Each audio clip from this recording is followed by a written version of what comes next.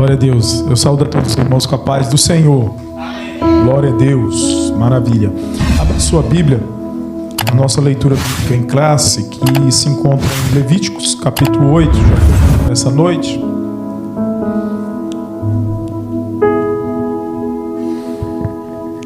Levítico, capítulo 8.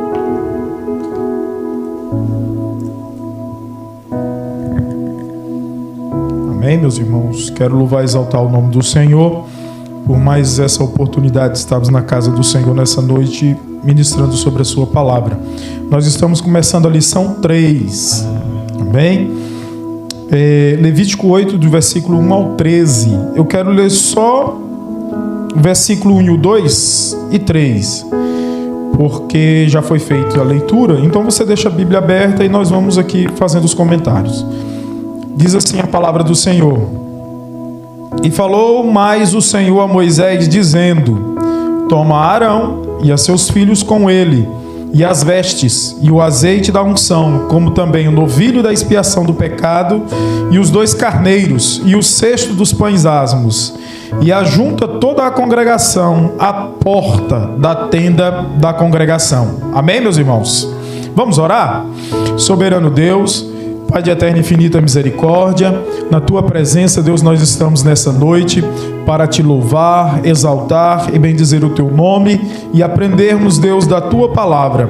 Fala conosco, Senhor Deus, nessa noite. Exorta-nos, edifica-nos e consola-nos. É o que nós Te pedimos, no nome do Teu Filho Jesus. Amém. Amém. Glória a Deus. Levíticos capítulo 8, do versículo 1 ao 13, é a nossa lição, leitura bíblica em classe. O texto áureo, ele se encontra em Números capítulo 3, versículo 45. Números capítulo 3, versículo 45. O nosso locutor vai ler o texto. Amém, meus irmãos? Números capítulo 3, versículo 45 é o texto áureo. Toma os levitas em lugar de todo primogênito entre os filhos de Israel, e os animais dos levitas em lugar dos seus animais. Porquanto os levitas serão meus, e eu sou o Senhor. Eu sou o Senhor. Esse texto está em Números capítulo 3, versículo 45. A nossa verdade prática dessa lição diz assim: o chamamento divino exige de cada um de nós amor, excelência e dedicação integral ao Senhor da seara. Essa é a nossa verdade prática, então é uma verdade que deve ser praticada. Veja só, o chamamento divino exige de cada um de nós amor, excelência e dedicação integral ao Senhor da seara. Veja que nós vamos falar nessa noite. Nós falamos do livro de Levíticos na primeira lição. A segunda lição foi abordado o culto levítico, como ele era realizado. E agora nós vamos falar do levita propriamente dito.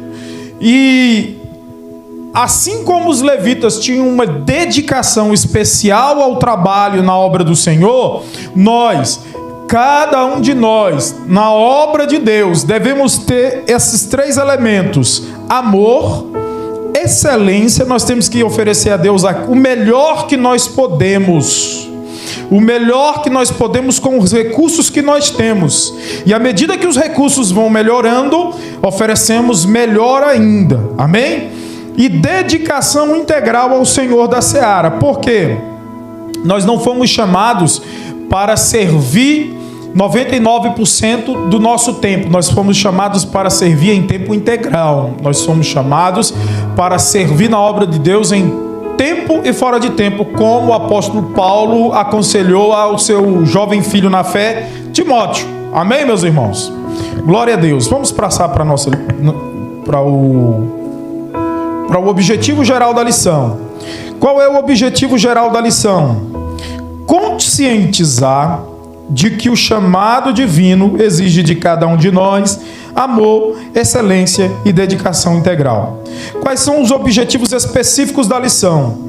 O primeiro objetivo é apresentar a tribo de Levi como uma tribo sacerdotal. Então, a primeira coisa que nós vamos abordar no primeiro tempo, nós vamos, no primeiro tópico, é apresentar a tribo de Levi. De onde ela veio? quem era o pai de Levi, quem era a mãe de Levi, aonde se deu origem à tribo de Levi.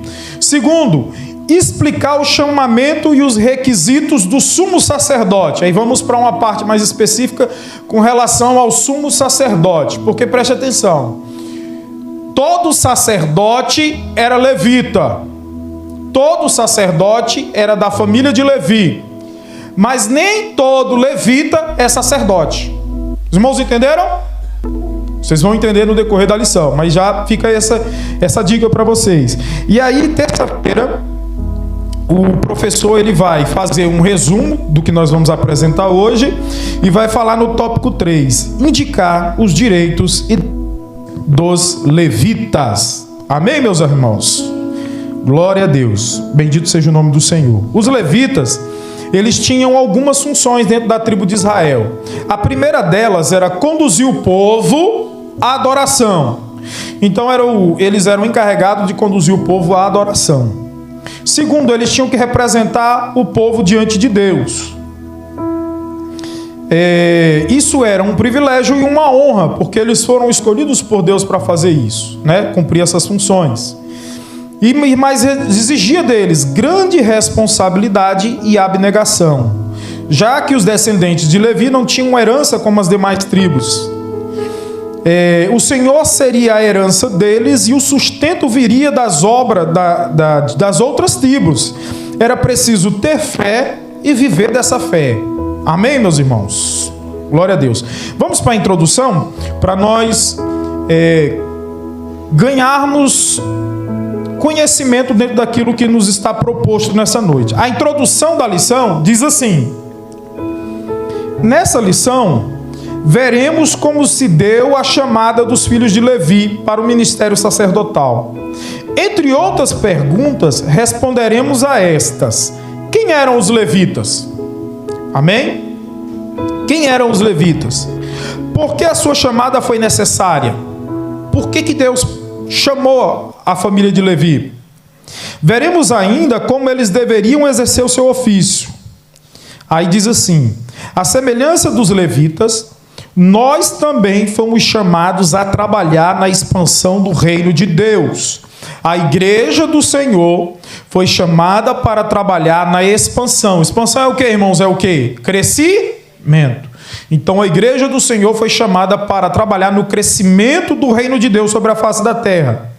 Nesse sentido, atuamos como nação santa. A igreja do Senhor, não é os levitas, irmãos. A igreja do Senhor é uma nação santa, profética e sacerdotal, proclamando o evangelho, que é as boas novas, e intercedendo, orando, tanto pelos que ainda não creem, né? Aqueles que ainda não são crentes, tanto pelos crentes como pelos que ainda não creem. E aí ele diz assim, que o Espírito Santo de Deus nos ajude nesse estudo, que o Espírito Santo de Deus hoje seja nessa noite o nosso professor. Amém, meus irmãos? A Bíblia diz em 1 Coríntios capítulo 10, versículo 31, tudo o que façais, quer comais, quer bebais, façais tudo para a glória do nome do Senhor. Glória a Deus. Então o Espírito Santo de Deus nos conduza nessa lição, nessa noite. Ponto central da lição diz assim: o chamamento divino exige separação, excelência e dedicação integral. Que a gente possa dar ouvidos ao chamado divino e, principalmente, obedecer. Glória a Deus. Bendito seja o nome do Senhor. Vamos ao primeiro tópico.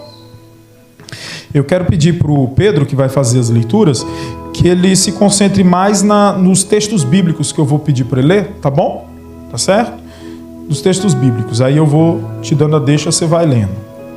Levi, primeiro tópico. A tribo sacerdotal.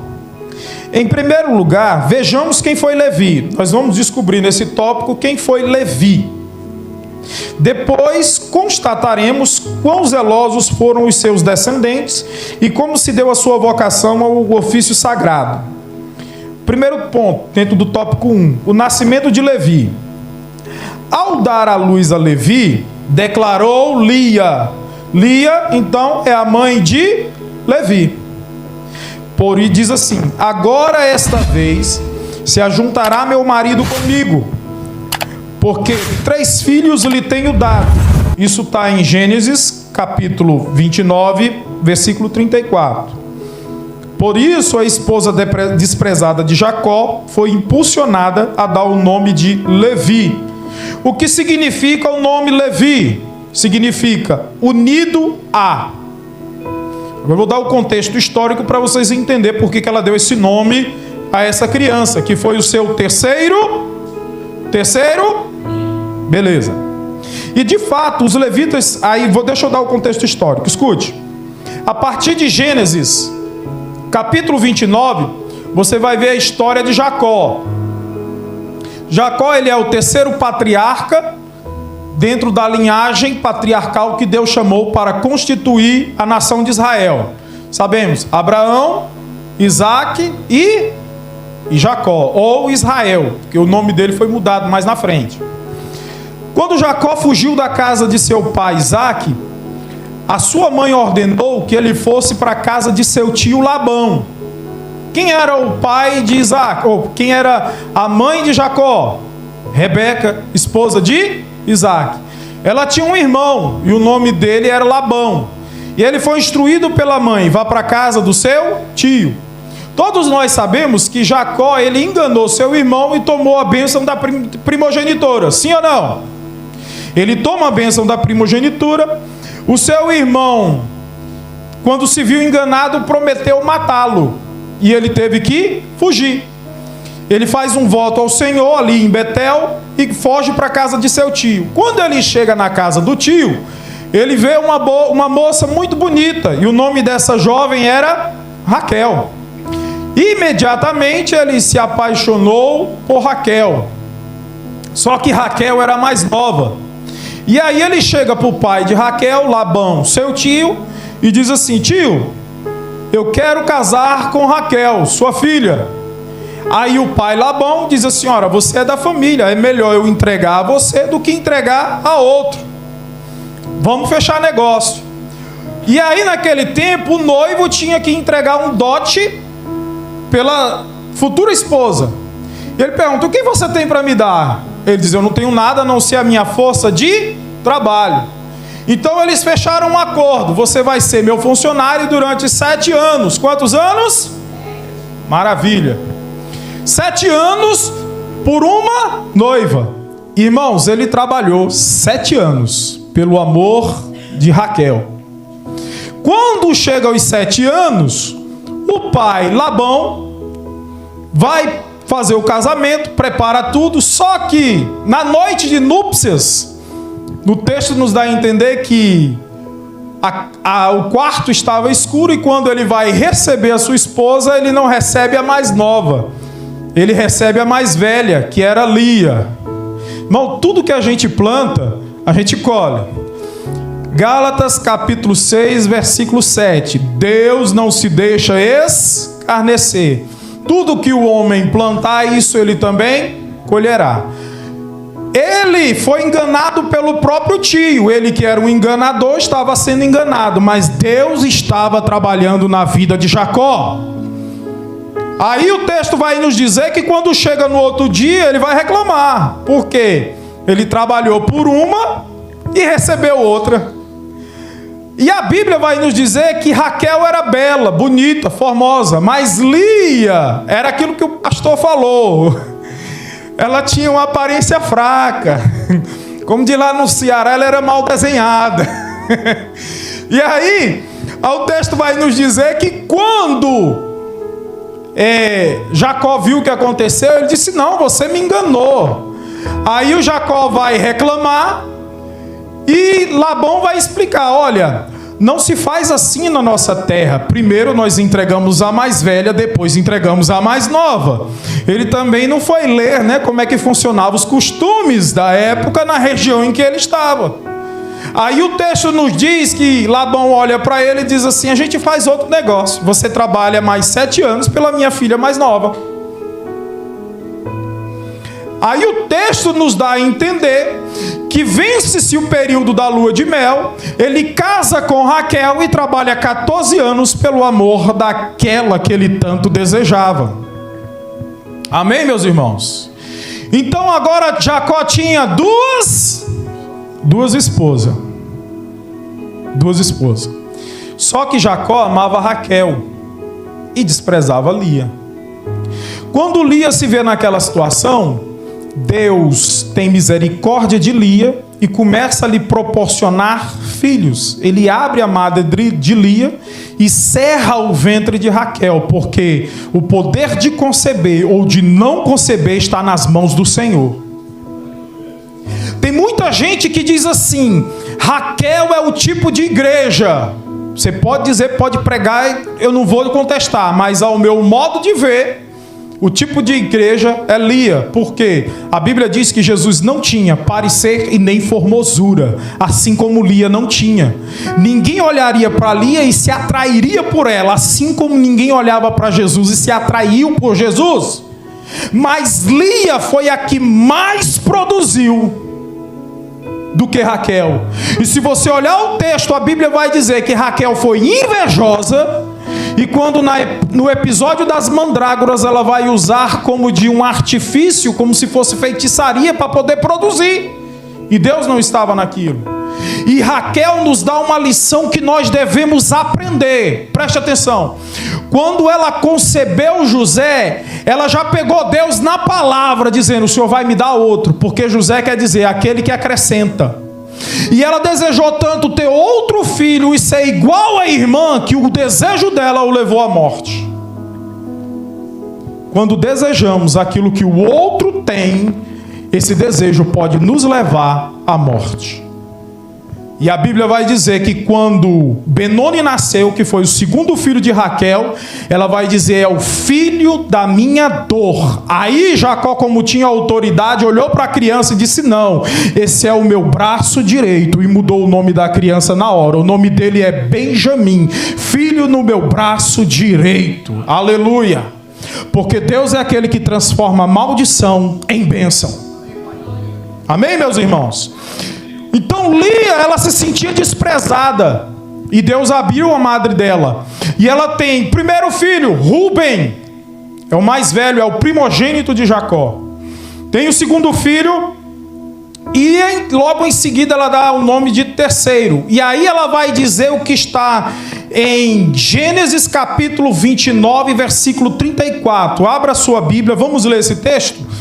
O Pedro vai ler para nós, Gênesis capítulo 29, versículo 34.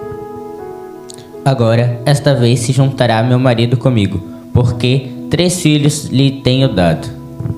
Agora se juntará o meu marido comigo, porque 3 filhos lhe tenho dado.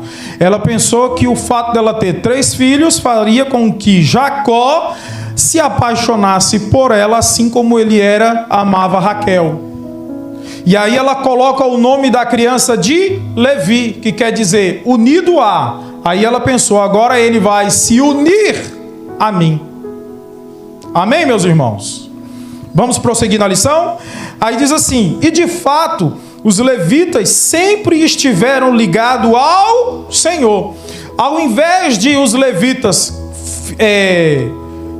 o objetivo era que eles ligassem Jacó a Lia, ao invés de se ligarem, haver essa ligação, essa união, os levitas, ele foi um povo, uma tribo ligada ao Senhor, muito ligada ao Senhor.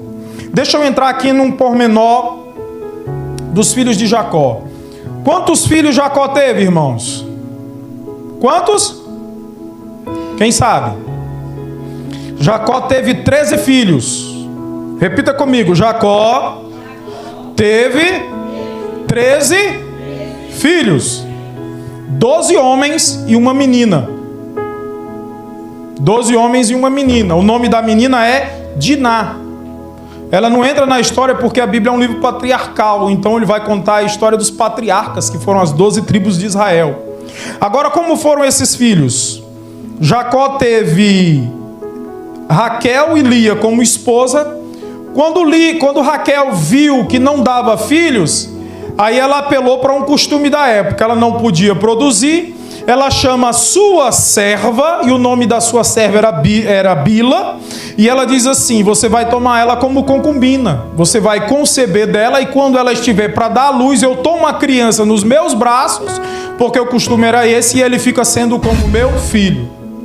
Quando Lia viu isso, ela diz: eu vou fazer a mesma coisa. Imagina como é que era a casa de Jacó, irmãos. Você vai ver lá.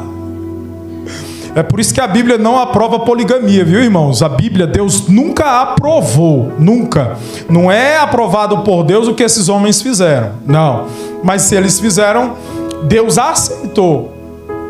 Aí a Bíblia vai dizer assim: Lia, quando Jacó pegou a serva de Raquel, ele diz: agora você coabita com a minha serva. E o nome dela era Zilpa. Então Jacó tinha 4 mulheres produzindo dentro da sua casa. Isso, ela teve 13 filhos. Dos 13, Lia teve 6. E aí os outros são divididos entre as concubinas e Raquel. Raquel teve 2, que foi José e Benjamim. Mas todos fizeram parte das tribos de Israel. Amém, irmãos? Beleza, então vamos lá. Foi assim que o menino passou a ser contado entre os patriarcas das 12 tribos de Israel. Por quê? Porque os levitas sempre foram ligados ao Senhor. Característica da tribo. São 12 tribos, a tribo de Levi fazia parte. Só mais algo para a gente entender. Tem muita gente que não sabe. Ele teve 13 filhos, são 12 tribos. Preste atenção, o primogênito, ele tinha direito a receber o dobro do que todos os outros recebiam. Quem era o primogênito de Jacó? Rúben. Sim? Amém? Você vai ver isso em Gênesis capítulo 49. Na hora de abençoar os filhos, Jacó trouxe para a história dizendo: Rúben, ele maculou, ele manchou o meu leito nupcial, porque Rúben, sendo o mais velho, ele se deitou com uma das concubinas do pai. Por causa disso, ele perdeu o direito de primogenitura. E o direito de primogenitura passa para o mais velho de Raquel. Quem era o mais velho de Raquel? Quem era o mais velho de Raquel, irmãos? José. José não tem tribo dentro de Israel, ele tem 2. Por quê? Porque como ele recebeu o direito de primogenitura, ele teria 2. Então não tem a tribo dos Joseitas, tem a tribo dos 2 filhos, porque Jacó abençoa os filhos de José e toma para si, como filhos. Aí quando ele vai abençoar, ele troca as mãos, a mão direita ele coloca no mais novo e a mão esquerda sobre o mais velho. Aí José até diz: pai, não é assim que se faz. Ele disse: se eu decidir assim, assim vai ser.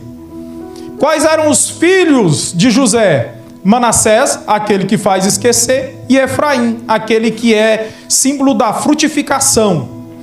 Por que ele colocou esses nomes? Manassés fez com que ele esquecesse o que ele havia passado na sua história, e Efraim é como se ele dissesse: Deus me fez prosperar numa terra estranha. E dentro das tribos de Israel saiu a tribo de José e entrou a tribo dos 2 filhos deles, que são 2 tribos que passaram a existir: a tribo de Efraim e a tribo de Manassés. Amém, meus irmãos? Então você já sabe quais são as 12 tribos que existem dentro da descendência de Jacó. E aí nós vamos passar agora para o tópico 2. Isso foi um relato histórico para os irmãos entenderem o contexto de Levi. E de Jacó também, né? O zelo dos levitas, tópico 2. Levi, pelo que inferimos do texto sagrado, sempre teve uma postura zelosa e conservadora em relação à honra da família. Haja vista o episódio envolvendo o estupro da sua irmã Diná. Aí é mais um. Tem gente aqui que pensa que a família dele tem problema, irmão. Você precisa ler a história de Jacó e você vai ver o que é ter problema dentro de uma família.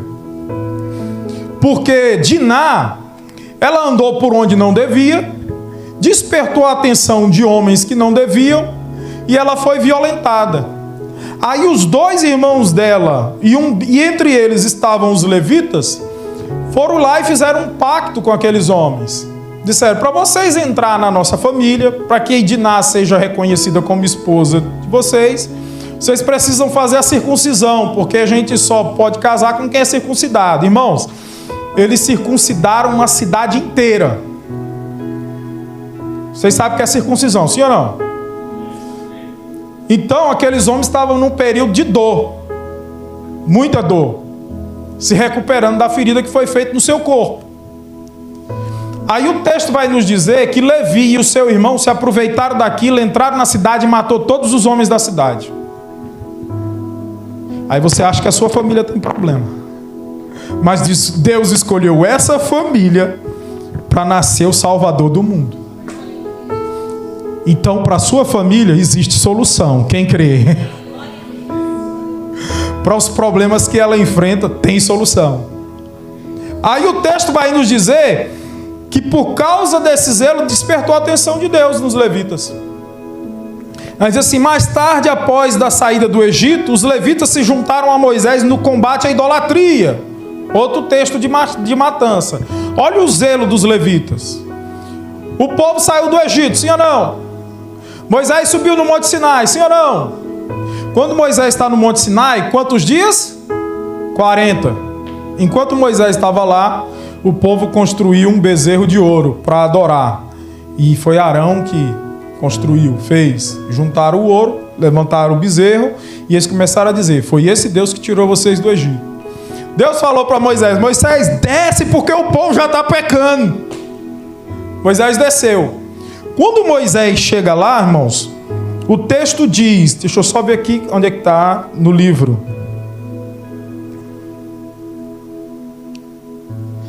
Está em Êxodo capítulo 32, versículo 26. O Pedro vai ler para nós.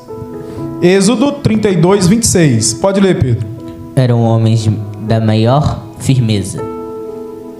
Êxodo 32, 26. Mais tarde, após a saída de Israel do Egito, os levitas juntaram-se a Moisés no combate à idolatria gerada pelo bezerro de ouro. Eram homens da maior firmeza. Isso, olha só. Em Êxodo 32, 26, diz assim, que quando o povo viu, quando Moisés viu aquela idolatria no meio do povo, Moisés disse assim: quem é do Senhor, venha a mim. Aí a Bíblia vai dizer que todos os levitas se juntaram a Moisés.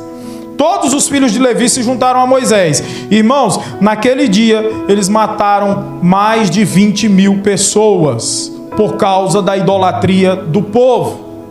Isso mostrava o zelo e o cuidado que eles tinham. Amém, meus irmãos? Então eles eram homens de muita firmeza em servir ao Senhor, em ser fiel ao Senhor. Eram homens de maior firmeza. Isso está em 2 Crônicas 26, 17. Amém? Aqui em outro ponto da palavra de Deus vai mostrar o zelo e a firmeza desses homens. Em 2 Crônicas 26, 17, que foi onde o Pedro leu, esse texto ele está ligado a um rei chamado Uzias. Quem já ouviu falar do rei Uzias? O rei Uzias, irmãos, era para ter sido o terceiro maior rei de Israel. Porque o primeiro foi Davi, isso é incontestável. O segundo nós podemos dizer que foi Salomão, que o reino dele tipifica o reino milenial de Cristo. E o terceiro seria Uzias. Só que Uzias começou muito bem, mas terminou muito mal. Porque ele quis apresentar ao Senhor incenso. Só que para entrar no tabernáculo do Senhor, só os levitas.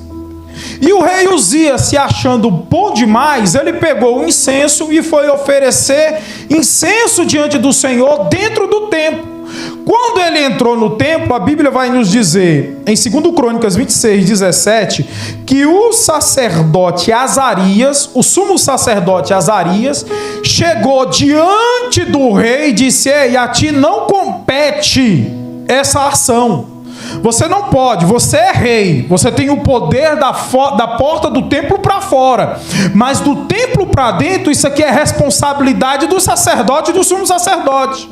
A Bíblia vai nos dizer que o rei Uzias olhou para os sacerdotes e desprezou. Só que quando ele foi queimar incenso, a Bíblia vai dizer que com a repreensão de Azarias e mais 80 homens que o repreenderam na hora, mostrando a firmeza dele. Por quê? Porque quem é sacerdote chamado por Deus tem autoridade espiritual. Quem é sacerdote chamado por Deus tem autoridade dada pelo próprio Deus. E ele tem o compromisso com a verdade. Ele não negocia a verdade, nem com política, nem com outro tipo de religião, não. A verdade, ela é absoluta e ela tem que ser preservada. E o sacerdote, ele é defensor da palavra e da verdade. Aí o texto vai dizer que o rei entrou e Azarias, junto com mais 80 levitas, olhou para ele e disse: você não tem competência e nem tem autoridade para entrar aqui. Aí ele vai oferecer o incenso. A Bíblia diz que na mesma hora saiu lepra no seu corpo. E aí ele teve que baixar a cabeça e sair envergonhado de dentro do templo. E aí o texto que o Pedro leu é justamente isso. Eram homens de firmeza, que tinham firmeza. O homem de Deus, a mulher de Deus tem que ter firmeza. Tem que ter firmeza. Você foi chamado para defender a verdade. Você foi chamado para defender o evangelho que você vive. Por isso que Paulo vai dizer em 1 Coríntios capítulo 15, versículo 58: sede firmes. Deus nos chamou para ser firme. A verdade, ela é inegociável. Não existe verdade relativa, existe uma verdade absoluta e ela se chama Jesus Cristo. Nós não trocamos e nem negociamos os nossos valores que estão na palavra de Deus. Você foi chamado para ser um guardião da verdade que é Cristo. Ele diz: eu sou o caminho e eu sou a verdade e eu sou a vida. Amém, meu irmão? Então os levitas foram chamados por causa da sua firmeza. Tópico 3, a vocação sacerdotal dos levitas. Não foi sem motivo que o Senhor escolheu a tribo de Levi como o berço de Moisés e Arão. Moisés e Arão eram da tribo de Levi. Você vai ver isso no primeiro capítulo de Êxodo e no capítulo 2. De um lar tão piedoso saíram homens e mulheres de comprovada piedade. Aliás, tinha o Senhor uma aliança a partir com Levi e a sua descendência. Malaquias capítulo 2, versículo 4 e versículo 5. Malaquias 2, 4 e 5. Está aí? Não? Tendo em vista o caráter santo e distintivo da tribo de Levi, aprove a Deus separá-la para o sacerdócio. Números capítulo 3, versículo 45. Podemos ler esse texto? Números 3, 45. Nesse processo, o Senhor apresentou os levitas como resgate de toda a nação de Israel, ao invés de cada família entregar o seu primogênito ao serviço divino. A tribo de Levi foi apartada das demais para dedicar-se inteiramente a Deus. Os levitas, pois, foram concedidos como dons a Israel. Assim como os obreiros de Cristo foram entregues com o mesmo objetivo à igreja. Vamos lá, deixa eu entrar nessa história. É mais um texto histórico aqui. Presta atenção. Em Êxodo capítulo 12, o que Deus fez, irmãos? Ordenou à nação de Israel, que estava dentro do Egito, que matasse um cordeiro, pegasse o sangue desse cordeiro, passasse nos umbrais da porta. Sim ou não? Isso era a instituição da Páscoa. A palavra Páscoa, pechá, quer dizer passar por cima. Pintou-se os umbrais das portas. Deus entra no Egito. E quando ele entra no Egito, o que ele faz? Ele mata todos os primogênitos de todas as casas. Quais casas, pastor? Aquelas que não tinham a marca do sangue. Então o anjo vinha, via a marca do sangue, ele passava por cima. Quando o Senhor tirou o povo de dentro do Egito, ele diz: todos os primogênitos são meus. Porque ele não entrou na casa do povo judeu, do povo hebreu, melhor dizendo, e poupou os primogênitos dos hebreus. Por quê? Porque em todas as casas dos hebreus tinha a marca do sangue. E aí ele diz: todos os primogênitos são meus. Como Deus vai pegar todos os primogênitos de cada casa? Aí ele diz assim: eu quero uma tribo para que ela me seja possessão especial. Que tribo Deus escolheu? A de... Vamos lá, irmãos. Deus escolheu a tribo de Levi. Lembram que são 12 tribos de Israel? Sim ou não? Sendo que se você contar, somando os 12 filhos, mais os 2 filhos de José, que eu já falei para os irmãos, seriam quantos? 13. 13 tribos. Sim ou não? Estão entendendo o raciocínio? Seriam 13. Só que Deus tirou uma tribo para ele. Que tribo foi essa? A de Levi. Tirando das 13 tribos, tirando uma, a de Levi, ficaram 12. As 12 tribos de Israel que são contadas. Porque a tribo levítica não seria contada entre os 12, porque ela não pertencia mais a Jacó, ou a Israel. Ela era propriedade do próprio Deus. Deus tomou aquela tribo para si, para que eles fossem sacerdotes na casa do Senhor. Então essa tribo passou a ser do Senhor. E Deus deu essa tribo como dom. No texto vai dizer: Levi foi apartada das demais, arrancada, está em Números capítulo 3, versículo 12. Deus tira eles da contagem para ser possessão peculiar exclusiva do Senhor. E aí ele vai dizer: os levitas, pois, foram concedidos como dons para Israel. Pastor, o que é dom? Dom é presente. Dom é presente. Deus presenteou a tribo de Levi para o povo, para aquelas 12 tribos. Aí eles tinham alguns direitos e alguns deveres. Nós vamos ver mais para frente. Assim como Deus tirou a tribo de Levi para uso exclusivo, assim também Deus fez em Efésios capítulo 4. Aí você vai ver do versículo 8 até o versículo 12. Lá aparecem os 12 ministérios que Deus dá de presente para a igreja. Quais são os 12 ministérios que Deus deu de presente? A uns Deus deu para pastores, outros para evangelistas, outros para mestres, outros para... Vamos lá, irmãos, me ajudem aí. Profetas e... Tem um, falta um. Falta um. Alguém abra para nós aí, Efésios 4:11. Profetas, pastores, evangelistas, profetas, apóstolos. Faltou apóstolos. Amém? Então são 5 ministérios que Deus deu de presente para a igreja do Senhor, para que a igreja do Senhor seja edificada. E esses 5 ministérios, eles são tipificados na tenda da congregação, porque tinham 5 colunas que sustentavam a tenda em pé. São os 5 ministérios que Deus deu para a igreja. Então, assim como Deus deu os levitas para a igreja, para o povo de Israel, Deus deu esses 5 ministérios para o povo de Deus, para a sua igreja. Amém? Tópico 2. Então, a síntese do tópico 1 é: a tribo de Levi foi escolhida, separada pelo Senhor para o serviço sacerdotal. Nós vimos aí um pouco da história de Levi. Tem muita coisa, nós precisamos ir para a Bíblia, se aprofundar no que está escrito ali, tá bom? Tópico 2, o sumo sacerdote. O sumo sacerdote de Israel teria de ser obrigatoriamente, era uma obrigação, ser descendente de Arão, ungido, vitalício e servo de Deus. Tinha essas 3 características.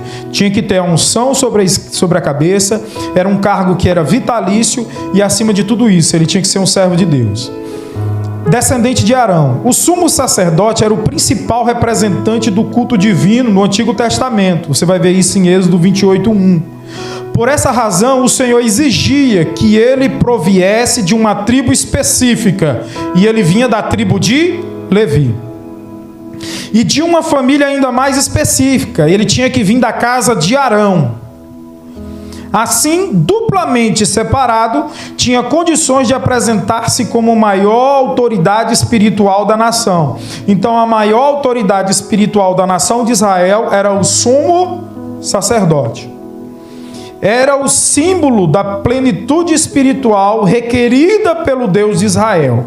Então, ele passava a ser o símbolo da plenitude, de tudo que mais sagrado estava sobre a vida daquele homem. Ele era representado ali. É tanto que ele era um tipo de Cristo. Viu, irmãos? Ele não era Cristo, era um tipo de Cristo. Porque como ele é sumo sacerdote na antiga aliança, Jesus é o nosso sumo sacerdote na aliança atual, na aliança da graça, que foi firmada no sangue dele. Isso é tão importante porque o sumo sacerdote era o único que podia entrar nos santos dos santos. Jesus é o único que está diante de Deus intercedendo por sua igreja. Certo? Ele é constituído a favor dos homens nas coisas concernentes ao Altíssimo. O sumo sacerdote oferecia sacrifícios pelo pecado do povo. Você vai ver isso em Hebreus 5:1. Portanto, ele fazia a intermediação entre o povo de Israel e o Santíssimo Deus. Era sua responsabilidade também instruir, ensinar o povo de Deus. É tanto que quando Deus vai denunciar através do profeta Oséias que o meu povo é destruído por falta de conhecimento, Deus vai chamar e vai responsabilizar os sacerdotes. Porque a falta de conhecimento no meio do povo de Deus era a responsabilidade dos sacerdotes. Era eles que tinham que ensinar para a nação. Eles eram os mestres, eles tinham que aprender na lei e passar o que estava escrito para o povo. Amém, meus irmãos? Ungido para o ofício. O Senhor determinou que o sumo sacerdote fosse ungido, tinha que derramar unção sobre ele, a fim de dignificá-lo como ministro extraordinário do culto divino. Sob a unção divina, quer dizer, debaixo da unção divina, teria condições de tornar a nação israelita propícia diante do Santíssimo Deus. Escuta, irmãos, algo que eu falar aqui para os irmãos. Quando nós assistimos, e alguém pode ver os rituais dos antigos deuses ou de deuses de outras nações, quando se oferece algum tipo de sacrifício para os deuses, como sangue ou alguma coisa qualquer que chegava diante dos deuses estranhos que se oferecia para ele, era para tornar aquele deus propício para o povo ao qual aquele povo servia. Seja Dagon, seja Camus, que era o deus dos moabitas. Só que os sacrifícios de Israel diante de Deus não era para tornar Deus propício para o povo. Não era para que Deus pudesse amar o povo, ou para que Deus pudesse ter benevolência para o povo. Não, Deus sempre esteve disposto a abençoar o seu povo.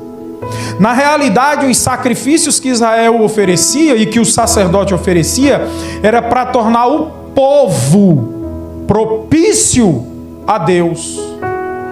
Os irmãos entenderam a inversão? Porque Deus sempre está propício ao seu povo. Agora é o sangue de Jesus que nos torna propício diante de Deus. É por causa do sangue de Jesus que nós temos acesso ao Pai. É por causa do sangue de Jesus que nós temos liberdade. Então esse sangue foi derramado por nós. Para que Jesus é propiciação pela igreja e não por Deus. Não é para que Deus nos aceite, porque Deus nos aceita, mas para nos aceitar precisa do sangue de Jesus, para nos tornar propícios a termos acesso a Deus. Amém, meus irmãos? Então é uma inversão das religiões. Eles derramavam para que Deus deles se tornassem propício aos homens. Nós não. O sangue de Jesus é derramado por nós para nos tornar propícios a Deus. Por isso ele é a propiciação dos nossos pecados. E ele era vitalício no cargo. A vitalidade do sumo sacerdote está patente na história da família de Arão. Antes de morrer, Moisés o desvestiu das roupas sacerdotais, quer dizer, tirou as roupas do sacerdote Arão e vestiu em Eleazar, que era filho de Arão, descendente direto, seu filho. Mais tarde, o mesmo Eleazar seria substituído pelo seu filho, Finéias. Isso está em Josué 24:33, Juízes 20:28. Todavia, no tempo do Novo Testamento, a vitaliciedade já não era observada. Você vai ver isso em João 49:51. E ao que em tudo indica, havia um rodízio entre os principais membros da família de Arão. Se você abrir Lucas, eu quero ler esse texto. Se você abrir Lucas capítulo 3, abra sua Bíblia, Lucas capítulo 3, versículo 2. Lucas capítulo 3, versículo 2.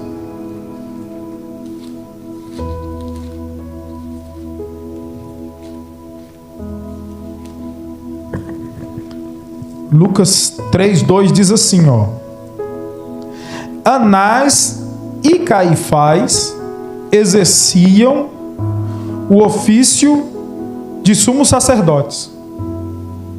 Quantos tem aí, irmãos? Quantos tem aí? 2. Anás e Caifás.